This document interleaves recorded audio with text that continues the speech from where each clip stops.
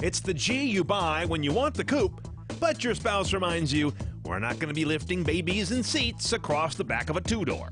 Let's drive the 2012 Infiniti G37 Sedan Touring and check the tech.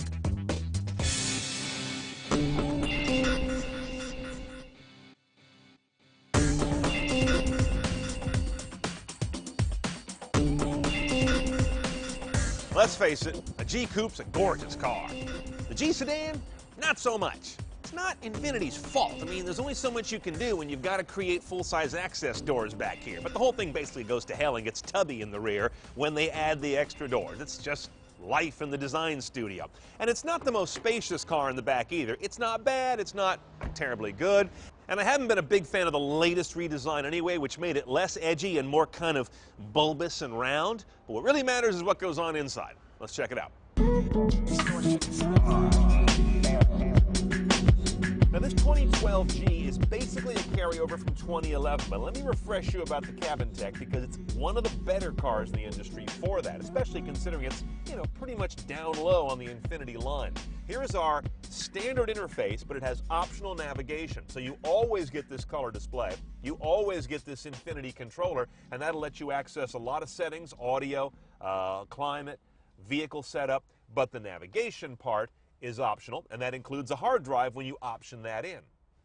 I'm not a huge fan of the navigation map quality. It's a little childish looking, a little bit grainy, though they have done quite a bit to improve it in the last couple model years, but it's still a bit of a torture to read. I mean, do you really want to read Folsom Street with the characters laid out like that? It's just bad cartography, I think. Other things about it, though, are very nice and easy to deal with. For example, unlike some German cars I can mention, scanning around the map to figure out where you are is easy. Just touch to recenter. I love that. Or you can use these buttons here on the Infiniti controller to move around. I don't know, maybe that's just me, but I like to be able to move the map around and see where I am, and then when you want to get back to your current spot, just hit the map button. Obviously, you have Bluetooth calling. Here's one coming in now. In addition to the Bluetooth calling hands-free, you've also got stereo Bluetooth streaming in this guy because we've optioned up the premium sound system. That means I've got 10 speakers around the cabin instead of the base 6. I get the ability to play DVD. I believe that's actually part of the navigation option, kind of a weird split there.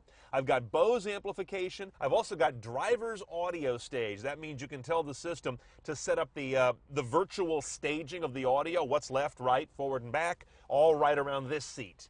No matter how you get a G37 spec, it comes base with AM, FM, no HD radio. XM is your satellite radio. You'll get a USB/iPod iPhone jack here in the glove box. I've got my iPod Touch in there now. The DVD playback ability comes as part of the navigation system, and the hard drive to rip music to, also part of the nav rig. Also standard on all G37s, regardless of how you tech it up, is going to be a rear view camera. What's not standard is rear sonar. That's part of another option package. So again, throughout this car, I found they did some strange splitting and bundling of kind of dissimilar and similar technologies. Things that should go together aren't always, things that shouldn't sometimes do.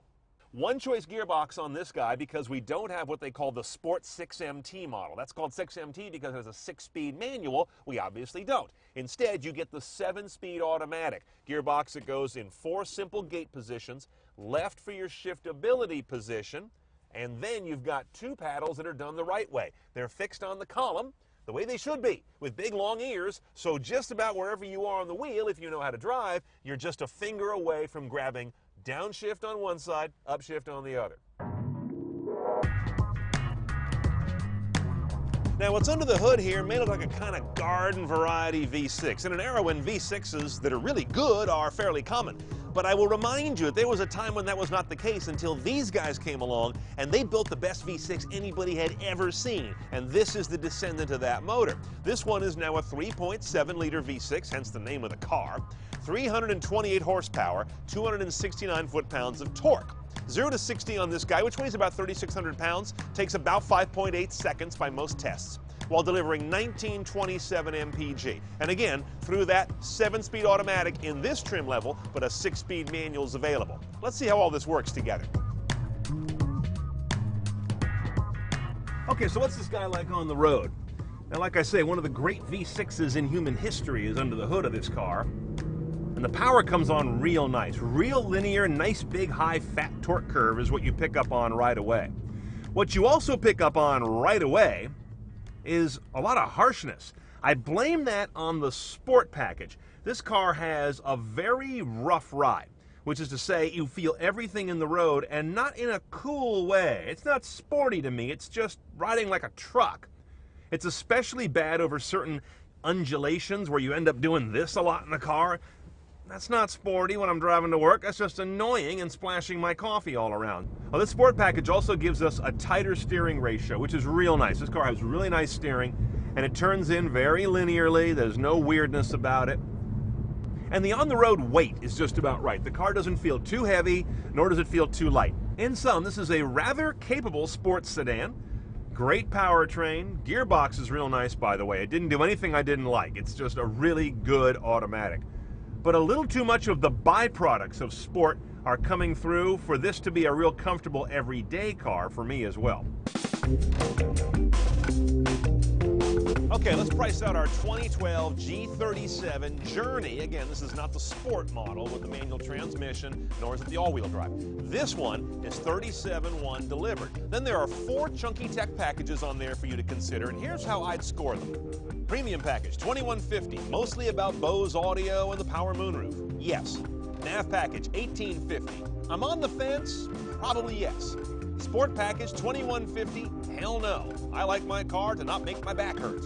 And finally, the tech package, $1,200, basically adaptive cruise and pre-collision braking and seat belts. I'd probably blow that one off too.